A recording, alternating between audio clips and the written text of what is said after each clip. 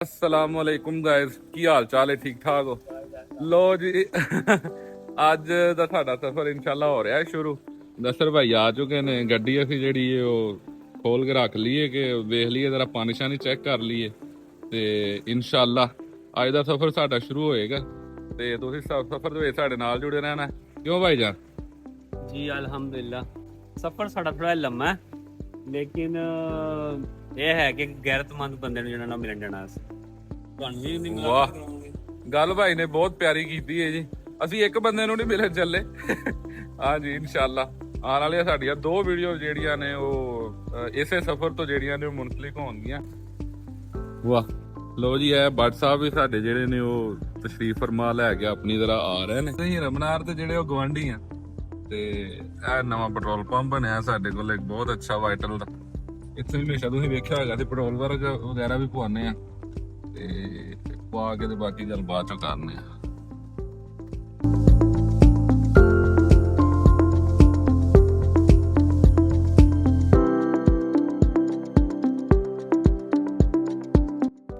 ਲੋ ਜੀ, ਖਾਣਾ ਸ਼ਾਨਾ ਅਸੀਂ ਖਾ ਕੇ ਓਕੇ ਹੋ ਗਏ ਆ। ਕਿਉਂ ਜੀ? अल्हम्दुलिल्लाह। ਇਹ ਹੁਣ ਸਾਡਾ ਸਫ਼ਰ ਜਿਹੜਾ ਨਾ ਉਹ ਪ੍ਰੋਪਰ ਸ਼ੁਰੂ ਹੋ ਜਾਏਗਾ। ਫਿਰ ਰਮਨਾਰ ਟੋਲ ਪਲਾਜ਼ਾ।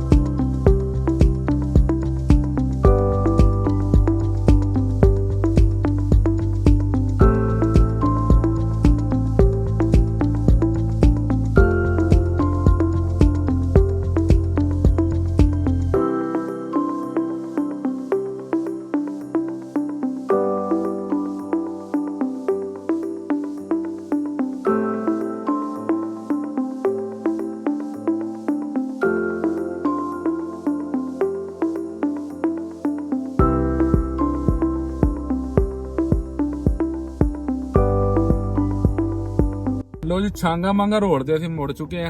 ਇਹ ਛਾਂਗਾ ਮਾਂਗਾ ਰੋਡ ਟੂਵਰਡਸ ਚੂਨੀਆਂ ਵੱਲ ਨੂੰ ਜਾ ਰਹੇ ਆ ਅਸੀਂ। ਚੂਨੀਆਂ ਦੇ ਵਿੱਚ ਸਾਡੇ ਇੱਕ ਬਹੁਤ ਹੀ ਨਾਮੀ ਗ੍ਰਾਮੀ ਸ਼ਾਇਰ, ਪੰਜਾਬੀ ਸ਼ਾਇਰ ਜਿਹੜੇ ਨੇ ਉਹਨਾਂ ਦੀ ਆਖਰੀ ਆਰਾਮਗਾਹ ਮੌਜੂਦ ਹੈ।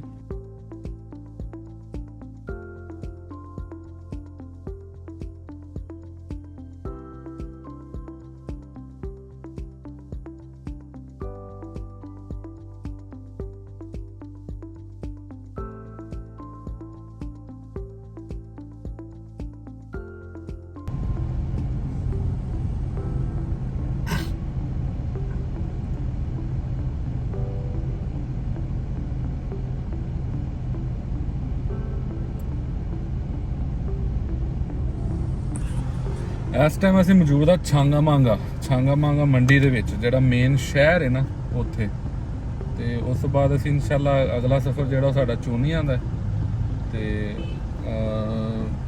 ਅਸੀਂ ਜਨਾਬ ਤਜਮਲ ਕਲੀਮ ਸਾਹਿਬ ਦੇ ਜਾ ਰਹੇ ਹਾਂ ਕਬਰ ਤੇ ਉਹਨਾਂ ਦੀ ਆਖਰੀ ਆਰਾਮਗਾਹ ਜਿਹੜੀ ਹੈ ਉਹ ਚੂਨੀਆਂ ਦੇ ਵਿੱਚ ਮੌਜੂਦ ਹੈ, ਜਿਸ ਤਰ੍ਹਾਂ ਕਿ ਤੁਹਾਨੂੰ ਸਾਰਿਆਂ ਨੂੰ ਪਤਾ ਹੈ। ਤੇ ਉਹਨਾਂ ਦੇ ਸਾਲੇ ਸਵਾਬ ਵਾਸਤੇ ਜਾਂ ਉਹਨਾਂ ਦੇ ਉੱਥੇ ਦੁਆ ਕੋਈ ਵਾਸਤੇ ਅਸੀਂ ਜਾ ਰਹੇ ਹਾਂ ਤੇ ਇਨਸ਼ਾਅੱਲਾ ਜਲਦੀ ਪਹੁੰਚ ਰਹੇ ਹਾਂ ਅਸੀਂ।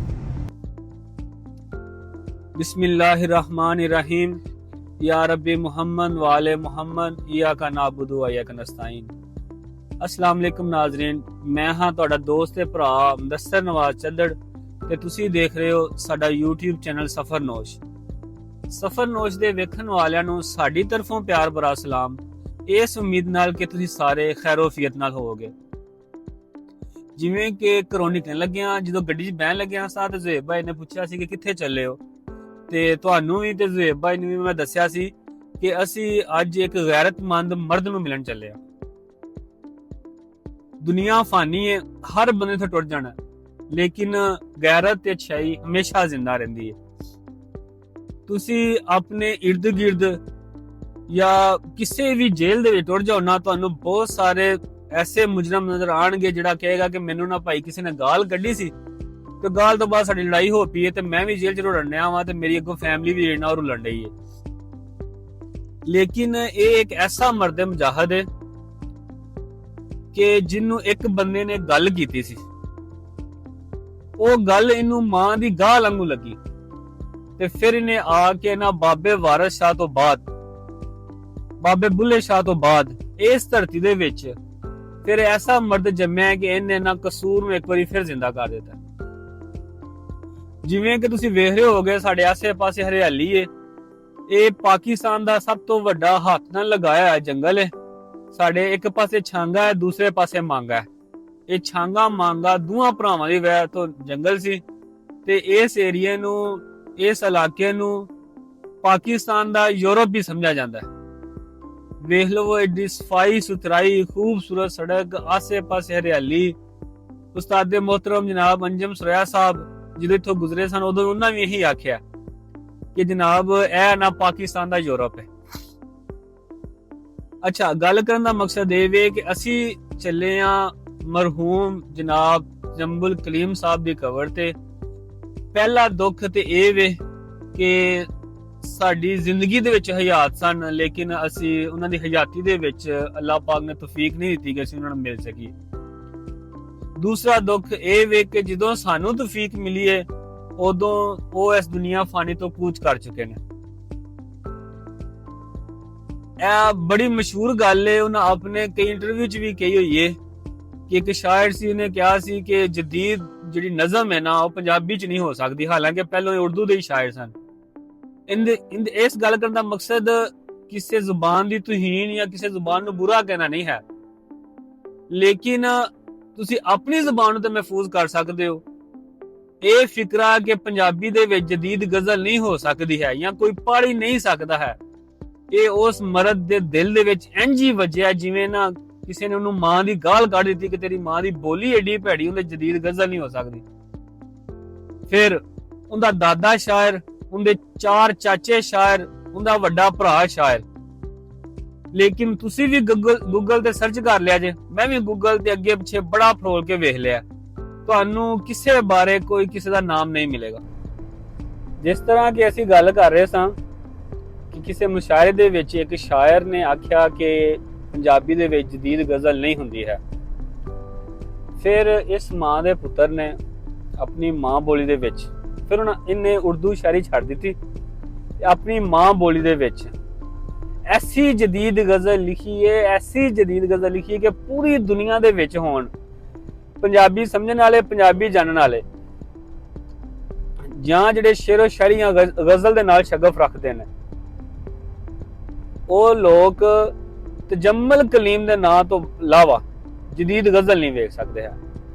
ਫਿਰ ਇਹਨੇ ਸਾਰੀ ਜ਼ਿੰਦਗੀ ਪੰਜਾਬੀ ਜਦੀਦ ਗਜ਼ਲ ਲਿਖੀ ਹੈ, ਪੰਜਾਬੀ 'ਚ ਕਲਾਮ ਲਿਖੇ ਨੇ। 5 ਕਿਤਾਬਾਂ ਆਪਣੀ ਹਯਾਤ ਦੇ ਵਿੱਚ ਜੰਬਲ ਕਲੀਮ ਸਾਹਿਬ ਦੀ ਹਯਾਤ ਦੇ ਵਿੱਚ ਛਪ ਚੁੱਕੀਆਂ ਸਨ, ਠੀਕ ਹੈ। 5 ਜਿਹੜੀਆਂ ਨੇ ਉਹ ਜਿਹੜੀਆਂ ਹਜੇ ਹਨ ਨੇ, ਲੇਕਿਨ ਸਾਡੇ ਸਿਸਟਮ ਦੇ ਵਿੱਚ ਉਹ ਤਬੀਅਤ ਉਹਨਾਂ ਦੀ ਖਰਾਬ ਹੋਈ ਹੈ, ਸਾਡੇ ਸਿਸਟਮ ਨੇ ਫਿਰ ਉਹਨਾਂ ਨੂੰ ਰੋਲ ਕੇ ਰੱਖ ਦਿੱਤਾ, ਠੀਕ ਹੈ। ਅਗਲੀ ਗੱਲ ਅਸੀਂ ਉਹਨਾਂ ਦੀ ਕਬਰ ਤੇ ਜਾ ਕੇ ਕਰਾਂਗੇ ਕਿ ਕਿਵੇਂ ਸਿਸਟਮ ਨੇ ਉਹਨਾਂ ਨੂੰ ਪੀਸ ਕੇ ਰੱਖਿਆ। ਜਿਹੜੇ ਲੋਕ ਪੰਜਾਬੀ ਦੀ ਗਜ਼ਲ ਸੁਣ ਕੇ, ਪੰਜਾਬੀ ਦੀ ਗੱਲ ਸੁਣ ਕੇ ਸਿਰਫ ਵਾਹ ਕਰਨ ਵਾਲੇ ਸਨ ਨਾ, ਠੀਕ ਹੈ, ਲੇਕਿਨ ਸਪੋਰਟ ਦਾ ਮਤਲਬ ਹੁੰਦਾ ਹੈ ਕਿ ਤੁਸੀਂ ਹਕੀਕੀ ਜ਼ਿੰਦਗੀ 'ਚ ਵੀ ਸਪੋਰਟ ਕਰੋ, ਉਹ ਵਾਲਾ ਕੋਈ ਨਹੀਂ ਸੀ ਉਹਨਾਂ ਨੂੰ ਮਿਲਿਆ ਹੈ। ਅਸੀਂ ਚੁਨੀਆਂ ਪਹੁੰਚ ਚੁੱਕੇ ਹਾਂ ਤੇ ਇਨਸ਼ਾਅੱਲਾ ਅਗਲੀ ਗੱਲ ਜਿਹੜੀ ਨਾ ਅਸੀਂ ਉਹਨਾਂ ਦੇ ਰੋਜ਼ੇ ਤੇ ਜਾ ਕੇ ਦੁਆ ਖੈਰ ਕਰਕੇ ਤੇ ਫਿਰ ਇਸ ਤੋਂ ਅਗਲੀ ਗੱਲ ਕਰਨੇ ਆ। ਤੇ ਆਓ ਨਾਲ ਨਾਲ ਰੋਜ਼ੇ ਦੀ ਜ਼ਿਆਰਤ ਕਰੀਏ, ਨਾਲੇ ਦੁਆ ਖੈਰ ਕਰੀਏ ਉਹਨਾਂ ਦਾ। ਕਲੀਮ ਸਾਹਿਬ ਦੀ ਖਬਰ ਤੇ ਪਤਾ ਕਿੱਧਰੋਂ ਜਾਣਾ? ਜੰਬਲ ਕਲੀਮ ਸ਼ਾਇਰ ਸੀ ਕਿ ਯਾਰ ਥੋੜੀ ਦੇਰ ਹੋਈ। ਹਾਂਜੀ ਦੁਬਾਰਾ ਬੋਲੇ ਜੀ। ਹਾਂ ਸੜਕ ਸਿੱਧੀ ਚੱਲ ਜਾ। ਹਾਂਜੀ ਇੱਕ ਅਗਲਾ ਚੌਕ ਆਉਂਗਾ, ਅੱਗੇ ਜਾਵਾਂਗੇ, ਉੱਥੋਂ ਪੁੱਛ ਲਿਓ। ਅੱਛਾ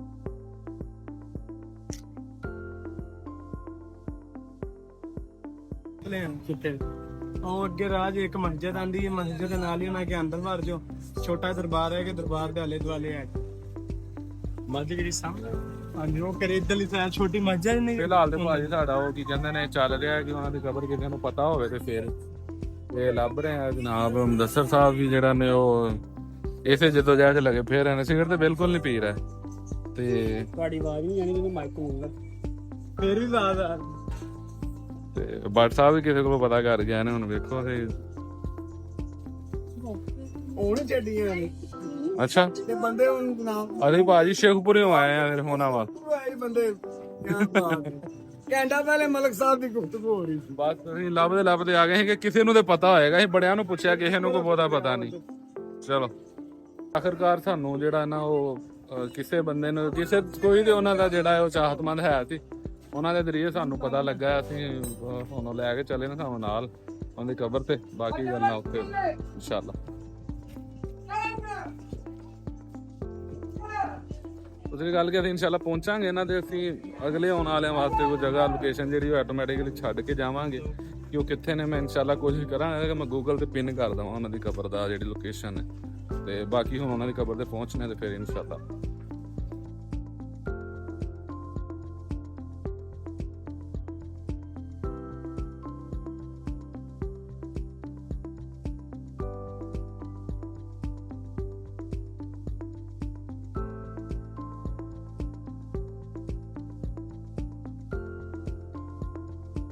ਅਸਲ ਵਿੱਚ ਨਾ ਜਿਹੜਾ ਚੂਨੀਆਂ ਦਾ ਕਬਰਸਤਾਨ ਹੈ ਇਹ ਕਾਫੀ ਵੱਡਾ ਹੈ। ਇਹਦੇ ਵਿੱਚ ਲੱਭਣ ਵਿੱਚ ਥੋੜੀ ਮੁਸ਼ਕਲ ਪੇਸ਼ ਆਏਗੀ, ਲੇਕਿਨ ਜਦੋਂ ਟੁਰ ਪਈਏ ਕੋਈ ਨਾ ਕੋਈ ਬੰਦਾ ਨਾਲ ਰਲਦਾ ਜਾਂਦਾ। ਆ ਭਾਈ ਸਾਡੇ ਨਾਲ ਅੱਗੇ ਜਾ ਰਹੇ ਨੇ, ਉਹਨਾਂ ਨੂੰ ਹੈ ਜਾਂ ਇਲਮ, ਉਹਨਾਂ ਦੀ ਬੜੀ ਮਿਹਰਬਾਨੀ। ਅੱਛਾ ਮੇਰੀ ਫੁੱਫਾ ਦੇ ਪੁੱਤਰ ਨੇ। ਲਓ ਜੀ ਮਾਸ਼ਾਅੱਲਾ, ਤੁਹਾਨੂੰ ਉਹਨਾਂ ਦੇ ਫੁੱਫੋ ਦੇ ਬੇਟੇ ਜਿਹੜੇ ਨੇ ਉਹ ਆਪ ਲੈ ਕੇ ਜਾ ਰਹੇ ਨੇ। ਇਹ ਤੇ ਉਹਨਾਂ ਦੀ ਬੜੀ ਮਿਹਰਬਾਨੀ ਹੈ ਜਨਾਬ, ਆਪਣਾ ਕੰਮ ਛੱਡ ਕੇ ਸਾਡੇ ਨਾਲ ਟੁਰ ਪਏ ਨੇ। ਅਸੀਂ ਉਹਦੇ ਬੜੇ ਵੱਡੇ ਦੀਵਾਨੇ ਸੀ। ਹਾਂ ਜੀ ਤੇ ਸਾਡੇ ਨਾਲ ਪਿਆਰ ਕਰ ਰਿਹਾ ਸੀ।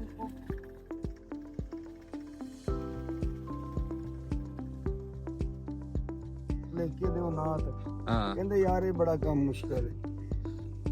ਆਏ ਹਰ ਇੱਕ ਦਿਨ ਇਹਨਾਂ ਦੇ ਮੈਂ ਸੁਣਿਆ ਕਿ ਜਿਹੜੇ ਹੈ ਸਨ ਭਰਾ ਵੀ ਜਾਂ ਪਿਓ ਵੀ, ਇਹ ਵੀ ਸ਼ੇਰੋ ਸ਼ਾਇਰੀ ਨਾਲ ਸ਼ਗਫ ਰੱਖਦੇ ਇਹਨਾਂ ਦੇ ਸਨ। ਵਾਲਾ ਸਾਹਿਬ ਵੀ ਸ਼ਾਇਰ ਸੀ, ਇਹਨਾਂ ਦੇ ਆਪਣਾ ਦਾਦਾ ਜੀ ਵੀ ਸ਼ਾਇਰ ਸੀ, ਇਹਨਾਂ ਦੇ ਭਰਾ ਵੀ ਭਰਾ ਵੀ ਸ਼ਾਇਰ ਸੀ। ਸ਼ਾਇਰ ਰੱਬ ਜਾਣੇ ਤੇ ਹੁਸੈਨ ਜਾਣੇ। ਇਹ ਇਹਨਾਂ ਦੇ ਵੱਡੇ ਭਰਾ ਨੇ ਲਿਖੀ, ਕੈਸਰ ਮੁਸਤਫਾ। ਕੈਸਰ ਮੁਸਤਫਾ ਸਾਹਿਬ ਨੇ। ਇਹਨਾਂ ਦੇ ਚਾਚਾ ਜੀ ਵੀ ਸ਼ਾਇਰ ਨੇ, ਯਾਨੀ ਕਿ ਇੱਕ ਖਾਨਦਾਨ ਸ਼ਾਇਰਾਂ ਦਾ। ਸ਼ਾਇਰਾਨਾ ਦਾ ਸੀ, ਉਸੇ ਤਰਬੀਅਤ ਚ ਉਹ ਪਲੇ ਨੇ।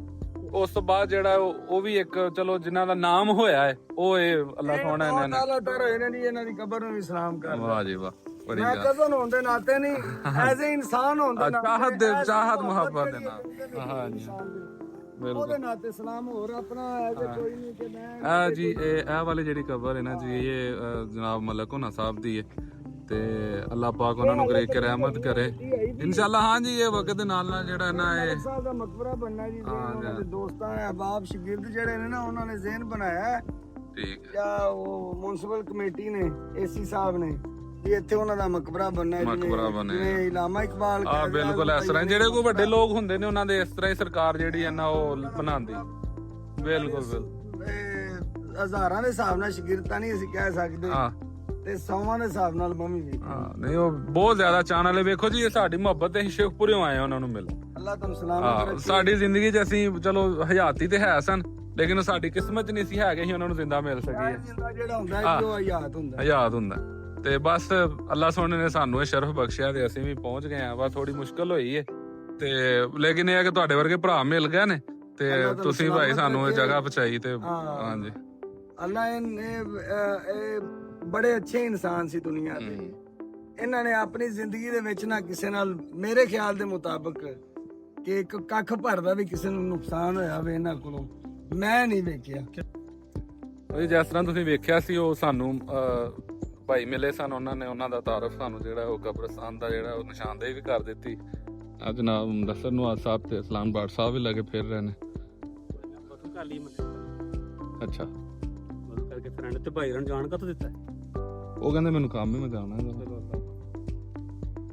ਲਓ ਜੀ ਮੈਨੂੰ ਰਾਹ ਲੱਭਾ ਸੀ, ਮੈਂ ਆ ਗਿਆ। ਲੋ ਜੀ ਇਹ ਮਸਜਿਦ ਦੇ ਸਟਾਰਟ ਤੇ ਤੇ ਇਹਦੇ ਨਾਲ ਹੀ ਇਹ ਰਸਤਾ ਨਿਕਲਦਾ ਹੈ। ਇਹ ਜਨਾਜ਼ਗਾ ਹੈ ਸਾਹਮਣੇ ਜਿਹੜੀ ਨਜ਼ਰ ਆ ਰਹੀ ਹੈ, ਉਹਦੇ ਤੋਂ ਨਾਲ ਜਿਸ ਤਰ੍ਹਾਂ ਤੁਸੀਂ ਕਬਰਸਤਾਨ 'ਚ ਮੁੜੋਗੇ ਨਾ, ਇਹ ਇੱਕ ਮਮਟੀ ਵੀ ਬਣੀ ਹੈ। ਚਲੋ ਜਿਹਨੇ ਅਗਰ ਕਿਸੇ ਨੇ ਆਣਾ ਹੋਵੇ ਤੇ ਉਹਨੂੰ ਪਤਾ ਲੱਗਦਾ ਰਹੇਗਾ। ਉਸ ਤੋਂ ਬਾਅਦ ਤੁਸੀਂ ਇੰਝ ਨਿਕਲ ਆਓਗੇ ਤੇ ਤਕਰੀਬਨ ਕੁਝ ਕਿੱਲੇ 2 ਦਾ ਪੈਂਡਾ ਹੈਗਾ ਹੈ, ਕਿੱਲੇ ਇੱਕ ਦਾ ਤੇ ਹੋਣਾ ਹੀ ਹੈ।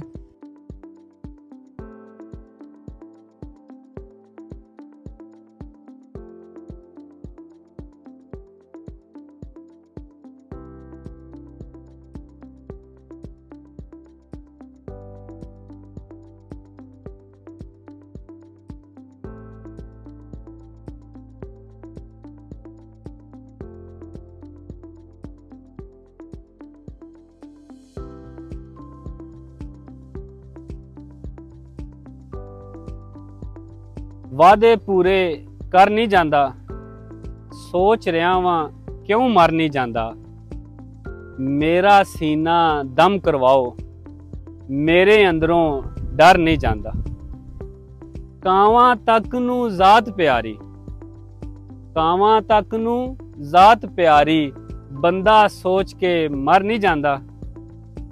ਲੋ ਜੀ, ਜਿਵੇਂ ਕਿ ਸਵੇਰੇ ਤੁਹਾਨੂੰ ਦੱਸਿਆ ਸੀ, ਅਸੀਂ ਜਦੋਂ ਆਪਣੇ ਸਫ਼ਰ ਦਾ ਆਗਾਜ਼ ਕਰਨ ਲੱਗੇ ਸਾਂ, ਹੁਣ ਅਸੀਂ ਆਪਣੀ ਮੰਜ਼ਿਲ ਤੇ ਪਹੁੰਚ ਗਏ ਹਾਂ, ਮਲਕ ਤਜਮੁਲ ਕਲੀਮ ਸਾਹਿਬ। ਪੰਜਾਬੀ ਮਾਂ ਬੋਲੀ ਦੇ ਉਹ ਸ਼ਾਇਰ ਜਿਨ੍ਹਾਂ ਨੇ ਇਸ ਗੱਲ ਨੂੰ ਆਪਣੇ ਉੱਤੇ ਇੱਕ ਮਿਹਨਤ ਸਮਝ ਕੇ ਕਬੂਲ ਕੀਤਾ ਸੀ। ਸਿਰਫ ਇਹ ਨਹੀਂ ਸੀ ਕਿ ਉਹ ਕੋਈ ਸ਼ਾਇਰੀ ਲਿਖਣ ਲੱਗੇ ਸਾਂ ਤੇ ਉਹਨਾਂ ਦੇ ਕੋਲੋਂ ਸ਼ਾਇਰੀ ਨਿਕਲ ਗਈ ਸੀ। ਉਹਨਾਂ ਨੇ ਪੰਜਾਬੀ ਮਾਂ ਬੋਲੀ ਨੂੰ ਬਚਾਉਣ ਵਾਸਤੇ, ਪੰਜਾਬੀ ਤਹਿਜ਼ੀਬ ਨੂੰ ਜਿਹੜਾ ਨਾ ਬਰਕਰਾਰ ਰੱਖਣ ਵਾਸਤੇ ਆਪਣੀ ਪੂਰੀ ਜ਼ਿੰਦਗੀ ਵਕਫ ਕਰ ਦਿੱਤੀ। ਜੇ ਮੈਂ ਇਹ ਗੱਲ ਕਰਾਂ ਤੇ ਕੋਈ ਜਿਹੜਾ ਨਾ ਇਹਦੇ ਵਿੱਚ ਘਾਟਾ ਨਹੀਂ ਹੋਏਗਾ ਕਿ ਬਾਬੇ ਬੁੱਲੇ ਸ਼ਾਹ ਤੋਂ ਬਾਅਦ ਜ਼ਿਲ੍ਹਾ ਕਸੂਰ ਦੀ ਇਸ ਧਰਤੀ ਦੇ ਵਿੱਚ ਜੇ ਕਿਸੇ ਮਾਂ ਨੇ ਪੁੱਤਰ ਜੰਮਿਆ ਜਿਹਨੇ ਕਿ ਪੰਜਾਬ ਦਾ ਨਾਮ ਜਿਹੜਾ ਨਾ ਉਹ ਇਸ ਲਿਹਾਜ਼ ਨਾਲ ਰੋਸ਼ਨ ਕੀਤਾ ਨਾ, ਉਹ ਜਨਾਬ ਮਲਕ ਤਜਮੁਲ ਕਲੀਮ ਸਾਹਿਬ ਨੇ। ਅੱਜ ਅਸੀਂ ਆਏ ਸੀ, ਦੁਆ ਖੈਰ ਵੀ ਕੀਤੀ ਹੈ, ਠੀਕ ਹੈ। ਤੁਹਾਡੇ ਨਾਲ ਗੱਲ ਸ਼ੇਅਰ ਕਰਨ ਦਾ ਮਕਸਦ ਜਿਹੜਾ ਨਾ ਉਹ ਸਾਡਾ ਇਹ ਸੀ ਕਿ ਜਿਹੜੇ ਗੈਰਤਮੰਦ ਬੰਦੇ ਹੁੰਦੇ ਨੇ ਨਾ, ਉਹ ਆਪਣੇ ਵਰਗੇ ਗੈਰਤਮੰਦ ਬੰਦਿਆਂ ਕੋਲ ਟੁਰ ਕੇ ਜਾਂਦੇ ਹੁੰਦੇ ਨੇ। ਇਸ ਤੋਂ ਅਸੀਂ ਇੰਨਾ ਲੰਮਾ ਸਫ਼ਰ ਕਰਕੇ ਇੰਨਾ ਟੁਰ ਕੇ ਆਏ ਸੀ। 1977 ਦੇ ਵਿੱਚ ਪੈਦਾ ਹੋਣ ਵਾਲਾ ਮਾਂ ਦਾ ਪੁੱਤਰ 2025 ਦੇ ਵਿੱਚ ਇੰਨਾ ਕੁਛ ਪੰਜਾਬ ਨੂੰ ਦੇ ਕੇ ਆਪਣੇ ਖਾਲਕ ਹਕੀਕੀ ਨੂੰ ਜਾ ਕੇ ਮਿਲ ਗਿਆ ਕਿ ਰਹੀ ਦੁਨੀਆ ਤੱਕ, ਜਦੋਂ ਤੱਕ ਪੰਜਾਬ ਰਹਿਣਾ ਹੈ, ਜਨਾਬ ਤਜਮੁਲ ਕਲੀਮ ਸਾਹਿਬ ਦਾ ਨਾਮ ਰਹਿਣਾ। ਸਾਡਾ ਸਫ਼ਰ ਅਜੇ ਥੋੜਾ ਲੰਮਾ ਹੈ ਤੇ ਅਸੀਂ ਅੱਗੋਂ ਆਪਣਾ ਅਗਲਾ ਸਫ਼ਰ ਸ਼ੁਰੂ ਕਰਨੇ ਆ। ਤੇ ਇਸ ਵੀਡੀਓ ਨੂੰ ਇੱਥੋਂ ਤੱਕ ਜੇ ਤੁਸੀਂ ਵੇਖ ਲਿਆ ਤੇ ਸਾਡੇ ਚੈਨਲ ਨੂੰ ਲਾਈਕ, ਸਬਸਕ੍ਰਾਈਬ ਤੇ ਬੈਲ ਆਈਕਨ ਨੂੰ ਜ਼ਰੂਰ ਕਲਿੱਕ ਕਰ ਲਿਆ ਜੇ। ਮਿਲਨੇ ਇਨਸ਼ਾਅੱਲਾ ਇੱਕ ਹੋਰ ਵੀਡੀਓ ਦੇ ਵਿੱਚ। ਉਦੋਂ ਤੱਕ ਲਈ ਰੱਬ ਰੱਖਾ।